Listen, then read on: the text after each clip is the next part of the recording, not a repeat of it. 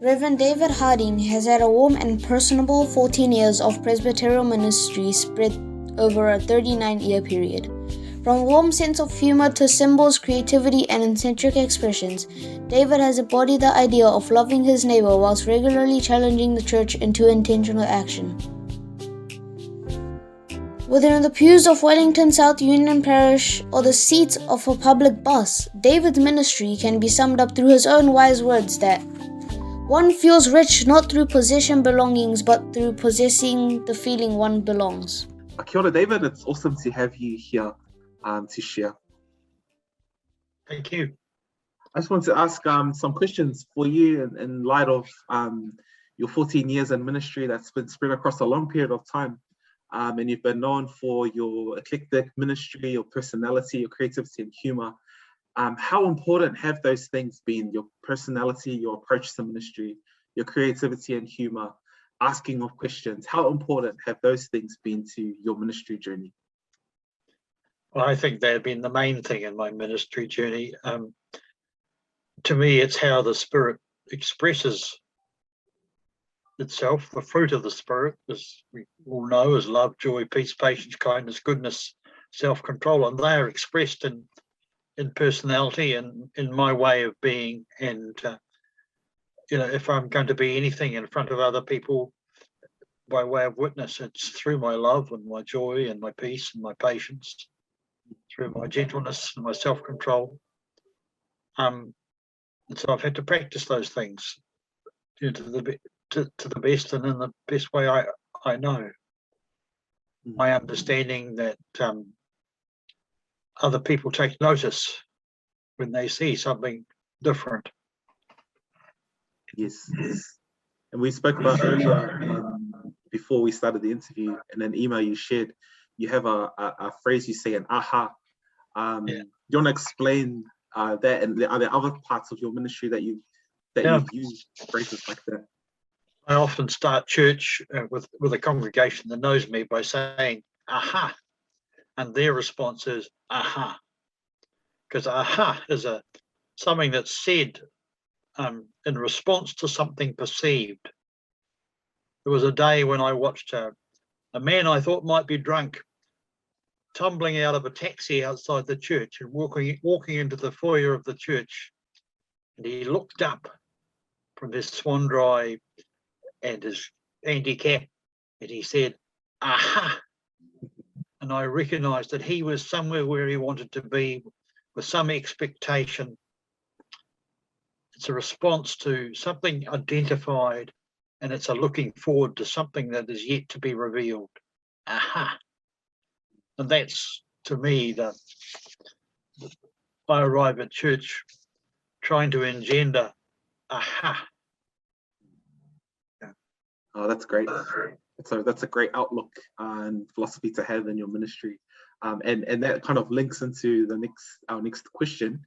You noted that you've had 14 years in Presbyterial ministry spread across, there's 39 years altogether.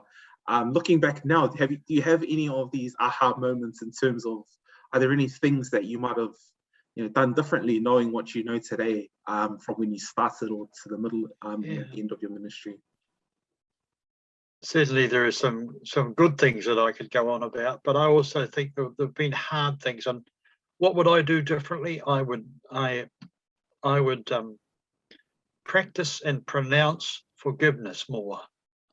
For me, the things that I've hung on to at Big Bad Church has done me wrong on so many times. Things that they have not taken notice of, or things that they've said, do this. And if I hadn't hung on to those, I would have been freer to serve.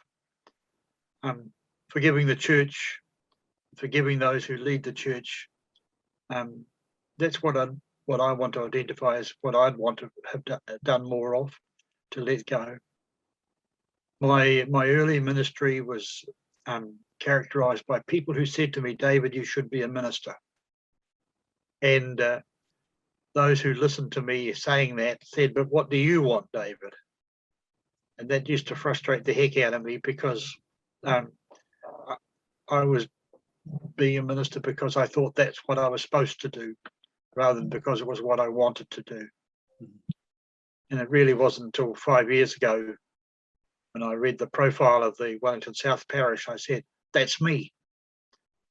So there's a lot of long time doing things or not doing things because other people said it, but finally finding a way in which it became my heart ministry. I think that people are attracted to the church by the way it forgives people. I don't think anyone's attracted to the church because of they get it right, but because when they get it wrong, they do something appropriate about that.